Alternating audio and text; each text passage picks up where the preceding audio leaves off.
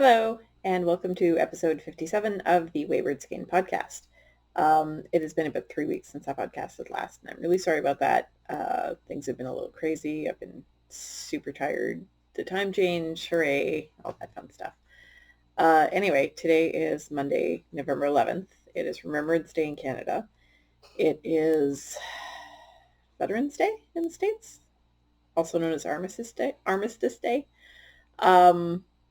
I think it's Veterans Day because Memorial Day is in the spring. Anyway, so yeah, I, being a government employee, get the day off work, which I spent doing a lot of stuff today, which I'm going to show you very shortly. I don't have a lot of knitting to show you. The only thing that's seen any love at all is my color affection, and I feel kind of stupid because somehow I messed up the stitch count recently, so I'm taking back, which is a pain in the butt because it's lace. I'm in the lace section. So the last time you guys saw this, I'm actually not, I really just put the marker to mark the front, but I was about here the last time you guys saw this. So this is about where I was last time. I was down here. Whoop, over here. So I had finished the lace section, and I don't think I had quite added in color 4 yet. So this is the Color Affection by Vera Valimaki. It is one of my, no, that's not right. It is the Color Affection by Andrea Mowry. Sorry, I have another work in progress that's by Vera Valimaki, and that's messing, no, I finished it. Anyway, it's not Vera Valimaki, it's Andrea Mowry, and I'll be okay. It's fairly late at night. It's about 10:30, and my son is shooting daggers at me right now with his eyes because he would rather be chatting with his friends and gaming, and I just told him he had to shush. So I'm not being a very nice mom right now. So anyway, this is my Color Affection by Andrea Mowry. This was my original marker to show which side the front side was, but now I've had to move it up because I got lost at one point and it got very confusing. So this is the first color, which was Oasis Sock Yarn Aussie Sock that I got at Stitches Midwest. It was a discount, one-of-a-kind sock yarn. It's just red and green equal, so that's how it knits up. The second color here is Opal Vincent van Gogh in the Starry Night colorway. It is one of my favorites. I have a little more than half a skein left. It is hopefully going to be shorty socks for me. Color 3 is Bernat Socks, multi in the Faded Denim colorway, and I have added colorway 4 in, which is another opal. No, I did that right. I had them written down wrong on my show notes. This is an opal rainforest in the Panama Frenzy colorway. I had gotten quite a bit further than this, and then, as I said, I've been tinking back. So I'm not quite done tinking back because I haven't reached the right stitch count yet, but I will get there soon. I'm at the part now where the one side is straight and the other side is still angling. So it's now, this is now angling back this way towards the center, and this part is still angling out. So at the end, the middle part is going to continue moving towards the point of the straight part here. Like the straight part is, it's an odd construction. I'll show it to you when it's done. It's hard to explain, and I don't have the first one I made to show to you. So anyway, this has seen quite a bit of love. It's the only thing I've been knitting on. My sock has seen no love whatsoever because I'm a little bit frustrated with it, so I've been not terribly motivated to knit on it. But I got to finish a project because I want to knit myself some mittens. It's cold out, and the mittens I knit myself last year seem to have vanished. So until I find them, I would like to knit myself some slightly thicker mittens to keep my fingers warm because it's cold and it's snowing, and my car is going to be covered in snow by the time I wake up in the morning. Fortunately, I don't take the car to work. So today has been a rather busy day, and there will be blog posts about it because I got busy. So today, and the jars are still hot, so I have to be careful. I made 9 quarts, or they're not quarts, they're pint and a half jars.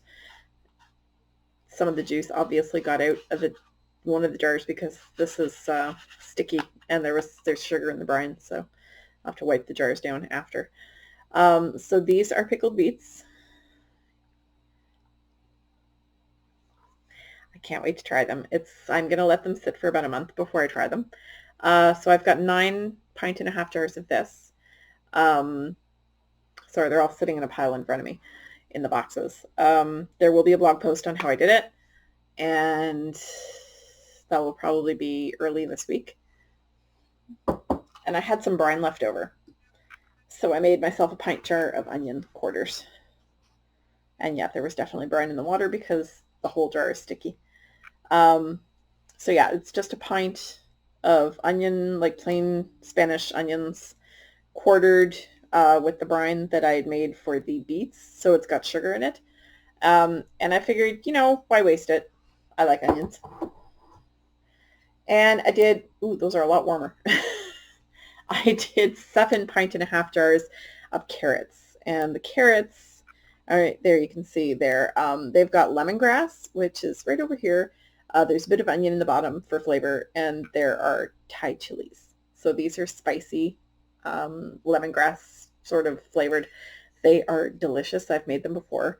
I made them a couple of years ago, and these were more popular than the dill carrots. They were amazing. So I've got 7 jars of these that I've made. So I'm planning on opening them up around Christmas time. Probably for Christmas dinner, either at my mom's or my brother's, whoever ends up hosting this year. And because my dad really likes the pickled beets, and if they go over well at Christmas, he's going to get a few jars for his own. I blew right past the end of the color affection. So I had balled up color 5 because I was about to start on it, and I wanted to show it to you guys because it is absolutely gorgeous. It is this bright. It is beautiful. I love it. And it's going to go very nicely with this stuff because it's got tweed. It's a tweedy yarn, so it's got these little neps. Matter of fact, the tag says that it's 85% superwash merino and 15% neps. So this is Open Skies yarn, which is dyed by my friend Jeanette, who is the Bookish Stitcher podcast. Sorry, you can see how stained my nails are. And so she is out of Texas. Sorry, it was focusing and now it won't. Come on, you can do it. No, apparently you can't. Anyway, that's her little tag, and it's super cute.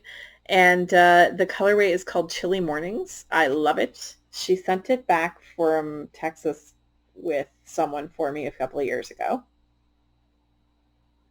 I'm trying to get it to focus. There we go. Look at that. It is this gorgeous deep blue with all these tweedy bits in it, and I can't wait to add it into my blanket. So, shawl. It's sort of a blanket-like shawl because it's going to be huge by the time it's done. This is just the first 4 colors. I still have 3 to go. So it's going to be ginormous and wonderful to wrap myself up in when I'm cold at work. So I'm super excited about that. Since I talked to you guys last, there have been a slew of podcasts posted. There have been at least 3 from the Knit Girls, 1 from the Bakery Bears, a couple from Must Love Yarn, a couple from Night Owl Fibers, several from the Knitting Expat. There has been a special episode of Knitting Pipeline with Paula, where she talks about quilts with Joe Glass, which is kind of awesome because I'm super interested in quilting. I've never done it. I don't know how to run a sewing machine. I haven't run a sewing machine since I was about 12. So I do plan on eventually taking sewing classes, but that's not for right now. There's been 1 episode by the Cat Lady, who is my friend Andrea.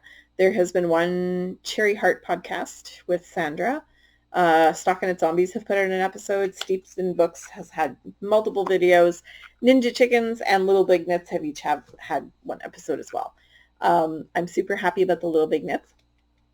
I've missed Selma a lot. We don't get to see each other very often because her work schedule is super busy. And as we work a block away from each other, usually when we hang out, we go to lunch during the day. So she hasn't been able to do that for a while because her job has been super busy. But at least I get to see her on screen, right?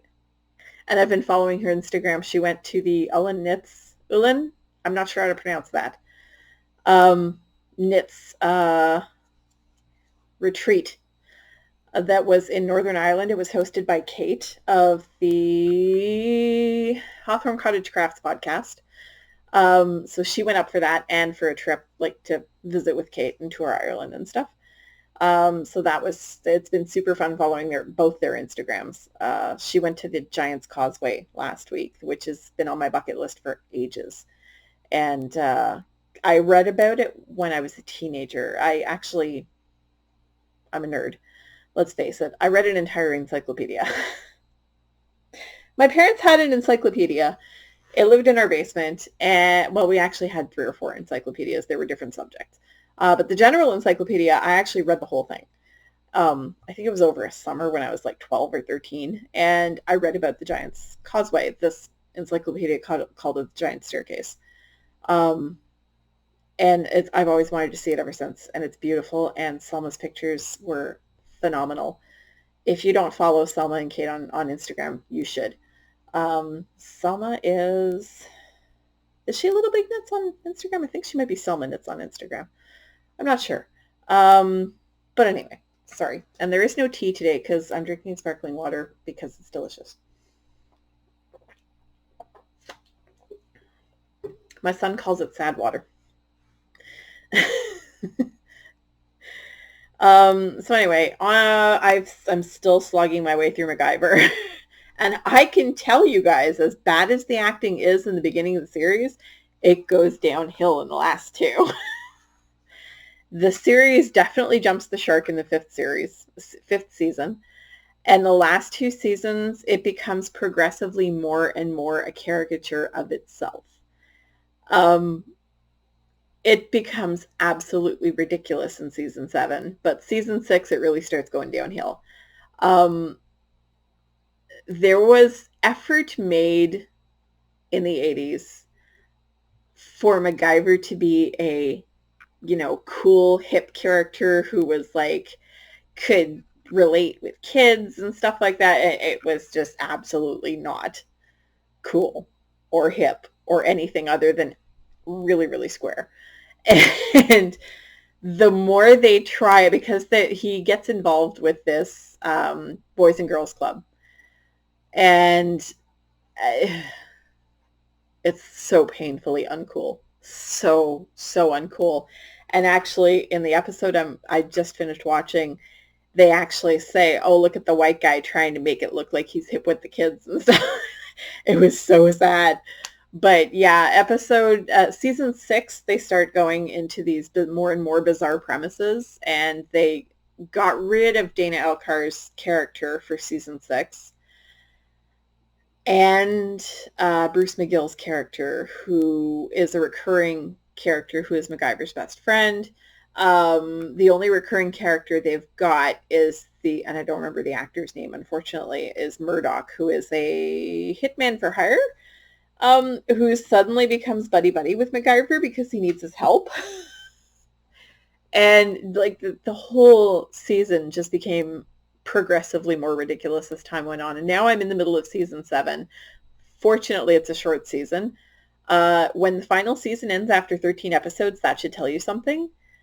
And it amazes me that Richard Dean Anderson was okay with continuing with the status quo in season 7, because it is absolutely ludicrous. He moves from his houseboat to this inner city neighborhood where he actually moves to Little Haiti in Los Angeles, and it's ridiculous.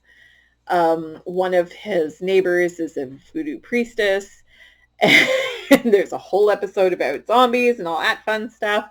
There's one where there's legitimately an aliens episode, where con men are trying to, con artists, I should say, because it's a couple, are trying to bilk a farming couple out of their life savings. promising that they can cure the wife's cancer, so on and so forth. And he ends up getting them out of that scrape with the help of an actual alien. As I said, it got absolutely ludicrous, and I couldn't believe how bad it was getting. I'm only slogging through to the end because I want to see all of it. And I want to be able to say I saw it all, and the last bit sucked. But yes, it's absolutely terrible at this point. It is a mockery of itself. And I'm very, very sad that Richard Dean Anderson didn't put the brakes on that, because it's really bad. And I know I've been saying it's really bad the whole way through, but season 6 and 7, really, really bad. And it was kind of funny because Terry Hatcher actually has a recurring character on MacGyver. So does Butkus. What's his first name? I don't remember his first name. I want to say it's Dick Butkus, but I'm not sure, and I'm really afraid that that's wrong because it sounds terrible if it is wrong. But I think that's his name. He was a football guy. And he has a recurring character on the series as well. He plays a not very bright biker ex-con guy, and MacGyver helps him go straight and blah, blah, blah. Anyway, so yeah, there's a lot of people who later became very famous who got their starts or early acting jobs on MacGyver. Maya Bialik is one of them. She's a recurring character as well. She's like 10. I don't know. I can't really think of any others right now, but there are quite a few. And Cuba Gooding Jr. actually has a recurring role. He's just a teenager at this point, and he's got a recurring role as a young, about to enter college sort of age kid. So it was, it was a good show in a lot of respects, but the acting is terrible. And the whole premise that he's like super cool and hip with the kids, really not. Because every episode they do around that premise is painful to watch, because and this show has a really big say no to drugs kids thing from the 80s, and that vibe is just really painful to watch. And it's funny because Henry Winkler is one of the executive producers. Henry Winkler, of course, played the Fonz on Happy Days and was also painfully uncool. Everybody's like, no, the Fonz was so cool. Hey! No, he really wasn't. He was so not cool. And it's the more you watch the show, the more you realize how uncool he actually is. But they keep pushing him as super cool, and yeah, it was same sort of deal with MacGyver. So anyway, yes, that has completely jumped the shark, and I can't wait to be done with it because it's awful at this point, and I would rather be watching just about anything else. I give myself little Stephen Colbert palate cleansers at night before I go to bed, because I'm actually subscribed to his YouTube channel, so I get little snippets from the shows. I don't actually watch the show itself because I don't have TV, but I get little snippets from all the interviews, which is really cool. So things have been a little hairy the last few days. I did something ridiculous and sort of didn't take medication for a couple of days. And it wasn't because I intended to or intended not to. It was literally I just forgot. And last night my blood sugar was in the stratosphere. My mother was actually surprised that I was still standing up. So, and it scared me a little bit because I had no idea that I was getting that high at any point. So it sort of, my cousin recently had an amputation due to diabetes complications, and it scared me. And I want to, like, today is day one, starting fresh and changing habits, and don't want to go down that road because, I'm supposed to be getting married in a year. I'd like to be there. Blood sugar was really insanely high last night, and not going to be forgetting medication again anytime soon. I actually just took it before I started recording. So the plan is to start again with the low carb thing. I'm going to start by limiting myself to between 50 and 80 grams of carbs a day because jumping immediately to below 30 is really drastic and really difficult. And I had a lot of trouble with it the first time. So I'm going to try to limit myself to between 50 and 80 grams of carbs a day for the first week or so and see how that goes, and then look at reducing it further. I got to start doing some daily exercise. That could be a walk around the block. That could be yoga. It could be whatever. It's just got to be something. And I plan on, there are a series of exercises that a friend of mine was doing as a glute challenge for the month. There's nobody in there. I have a tendency to close the bathroom door when I'm done because the cats go in there and one of them pees on the rug. And nobody else likes to close the door. So whenever the door is closed, they get confused and they knock on the door.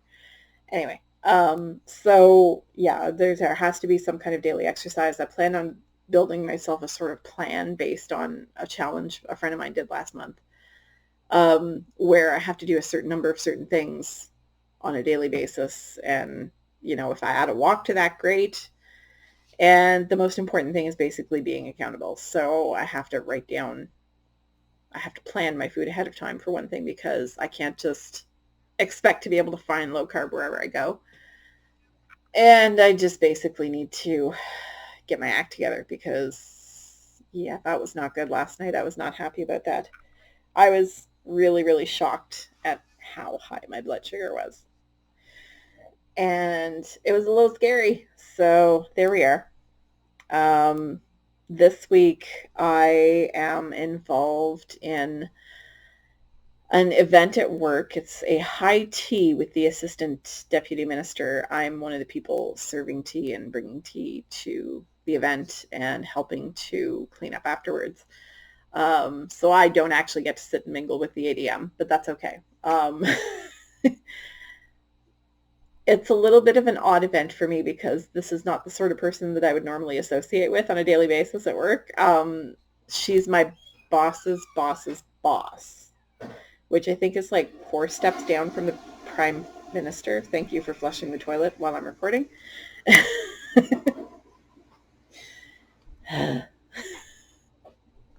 Thanks for that. What? Flushing the toilet while I'm recording. Sorry. It's very loud right now, especially because there's a problem with our toilet. We've got the lid off the tank because we actually have to physically pull the stopper up to flush the toilet right now until I replace that part. It's one of those days.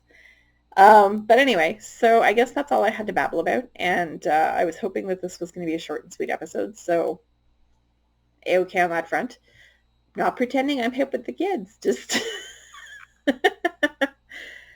I'm still laughing about that last episode because they were trying to stop gang activity and they were like, oh no, we have to help our kids and stuff like that. So all the parents drove out to where this gang fight was supposed to be happening and just sort of like put themselves in the middle of it. And I was like, that is not realistic at all. That would not have happened in LA.